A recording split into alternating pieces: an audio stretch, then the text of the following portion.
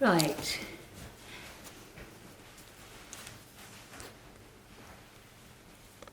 This is my post for Friday.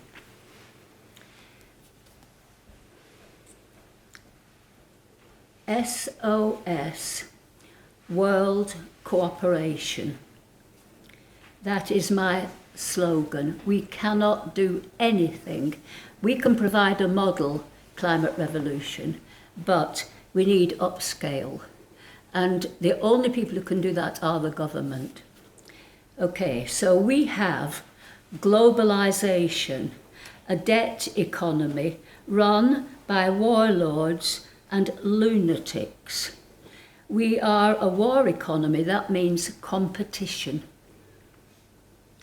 And we've got no institutional political opposition. There is no opposition party. They all say the same thing. They own the media. 7 billion people don't know we await death from climate change. They don't know because the press makes sure that the press only ever mention climate change as a separate issue. You know, Naomi's having a baby. Next day, the glaciers are melting. Next day, we're at war with a European country. And it's all the same. They're all separate items. Whereas the truth is, it is the underlying cause of all chaos. Every problem and suffering that we have is caused by climate change and the economy working together to eat each other up and get worse and worse and worse. Everything is connected. Climate change and the capitalist economy are two snakes that eat each other's tail. The one serves the other. The press limit information by omitting the underlying factor, and then we think we live in a free world because they then allow free and fair discussion of every bit of twaddle we can come across. This is what we call democracy, when indeed we are under the control of propaganda and we're not making any choices at all. We don't have the information to make choices. It's what they don't say that counts. And then I've put a little note on this card now, written in red. Starvation, migration, war, and the inability to live where you were born have now started to hit the rich countries. Governments are responding with force. No choice but war. We don't have a choice but to go to war in the Ukraine. We are sick from corruption of non-stop distraction. What we need to know is the world is not in a position to stop imports of fossil fuel. We're a war economy, and fossil fuel are part of the equation. You know, you sell arms to Saudi Arabia and you get the oil in return. That economy, war economy, is the biggest earner in the world. If we were in a position to stop Putin, we could stop him within a month, because we could stop importing his oil. But as I said, we're not in a position to do that. And by the way, he would not be waging war in the first place if we were not dependent on fossil fuel. And then I've got something here about the terminology regarding conscripts. I'm not going to read that out, but little phrases like they're conscripts, young lads, Russian conscripts. put out of action with few other stocks to draw on, he's having a problem. By normal standards, this is nuts to rely on these forces that are weak and going to run out and can't cope. And this is supposed to be normal military standards. We shouldn't have normal military standards, should we? And he's talking about this, the end of the year-long conscription cycle is now coming to an end. What's he going to do? And it says he'll either have to release the current crop or keep them fighting. That's what he's saying. Right, now you've got Boris, the war hero. It's been a long time since Britain had a foreign policy success. Our foreign policy success is that we've managed to send a lot of arms to Ukraine. Now then, what that means in economic terms is that the profit of these arms sales goes to the industrialists, the 2 or 3 people who make money out of everything we produce. Next card.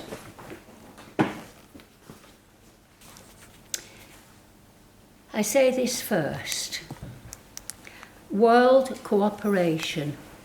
I began by saying that is my latest slogan, because if we don't have government cooperation, they're destructive, they only destroy. If they don't help us, then we can't do anything. What we're talking about is halt climate change, because if we don't halt climate change, we've had it. And so don't start building things just yet. You've got to halt the climate change, because everything you build adds to the climate change anyway. So, but they don't do that. They're talking about building. Now we've got to build more solar. Now we've got to build more wind turbines. But the very fact of building them is polluting. And so, yes, we can build them, but we've got to put things into place that halt climate change. Meanwhile, otherwise, we're just adding more and more pollution. So we need, and I'm at the end of my imagination. I don't know what's possible to do anymore, but I've written this. Form an institution. Oh, by the way, I wanted to say that it's not only that they must cooperate with people who want to halt climate change, they want to stop the pollution, and they don't help me at all. Everything I do is trying to take a step forward, but you just get knocked back all the time. You don't get anywhere. So it's not only that, it's cooperation amongst each other. We've got to have this amazing upscale of what needs to be done. We can provide the model. We can't do it. Only governments can do it. And at the moment, governments are the problem, causing the problem. So, form an institution, an actual centre of people, an actual building who understand the problem and the solution. An institution rich enough and strong enough to form an opposition to government, to lobby and challenge and recommend, so remedies are put into everyday law, and establish the new economy and follow the scientists. And it would give people a voice. They would be able to say, we speak for the people, we spoke to people. They are willing to sacrifice things in order to save ourselves. It's a means to bring about the change, because the one thing we really have to start doing now, even though it's going to take ages and it's not the solution, but to start it, it is the only solution in the end, and that is to stop capitalism and change it to something else, which I've been trying to explain for years. And it's on the back of this card. SOS, World Cooperation. Our team, Climate Revolution, they're here. and the NGOs we work with are trying to halt climate change, each specific problem. Most importantly, end war. But we need upscale, and only government can do this. And it would seem impossible because worldwide government is the driver of climate change. And so the new economy is called no man's land. And I'll tell you what it is just quickly here. Land belongs to no one. Now then, at the moment, land belongs to everybody who rules the world. That's who it belongs to. Or they have free use of it, like the technocrats. They have free use of it, and it should not be. So we have a very simple economy that could be changed into this. Land belongs to no one. We are custodians of land. Like the people who live in the rainforest, they are custodians of land. French farmers should be custodians of land. They should practice farms, not factories. And then they would be custodians of land, and they would not be cruel to animals. And everything we eat from the ground and everything would be good for us and not packaged into plastic. We are custodians of land, but it does not belong to us to abuse and do what we want with. How it works is one single payment into the public purse for rent of land, no other tax, all other transactions man to man. This gives fair distribution of wealth and equal opportunity, because the source of all wealth is land, and it belongs to no one. We can apply to use it by paying rent for it. It does not belong to us. We need an autonomous bureau of assessment for the use of land.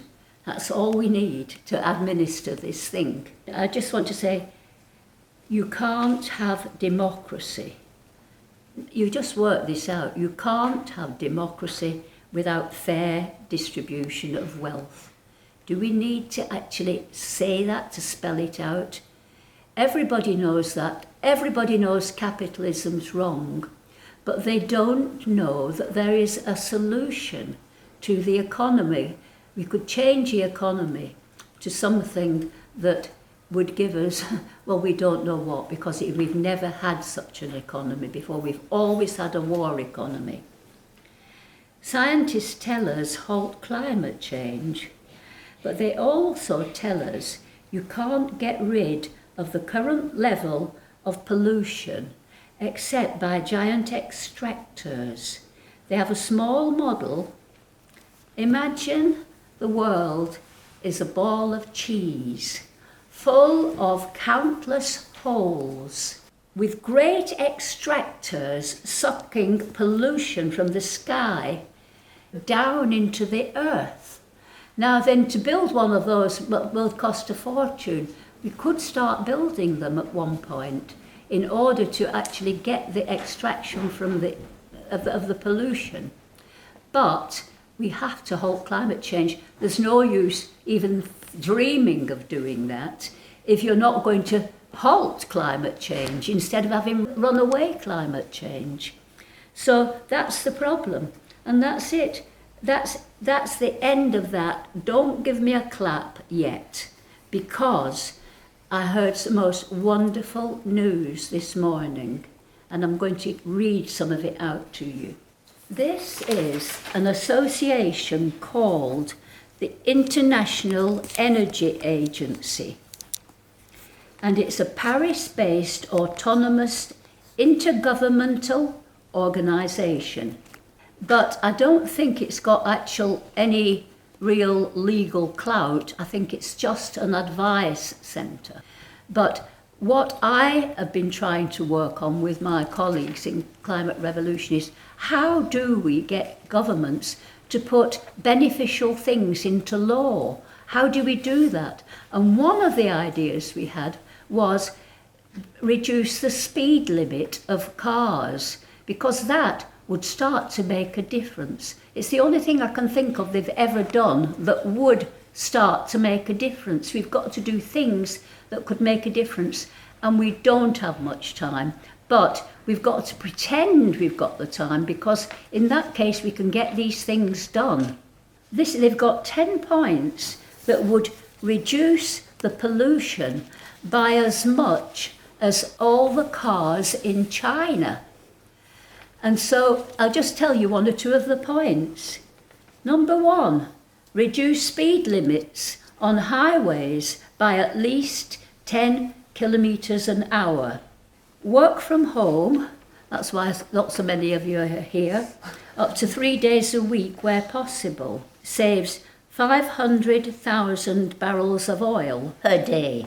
Car-free Sundays in cities. Every Sunday saves around 380,000 barrels of oil a day. Make the use, thank God, of public transport cheaper. It's great news, but how powerful these people are, I don't know. I know that Boris Johnson won't want it, but he would go with it if he thought it would be something that everybody else is doing, and if he thought it might be popular. The last point is reinforce the adoption of electric and more efficient vehicles. I'm not so sure about this, because if, for example, they passed a law and said everybody's now got to buy an electric car, every single person, and just dump your old one, and then we'll be all right. Well, we wouldn't be all right, we'd be finished. It'd be too much pressure on the pollution to ever have any chance whatsoever of survival. So, electric cars are better than the other kind, this we know, but I wrote a poem, and I think I can remember it. Now, techno is trap, more crap, more cars. Electric is not an answer. Buy less cars. Techno is bad when it's applied to drive our world to suicide. Stoked by man's onslaught, slaughter. Thank you.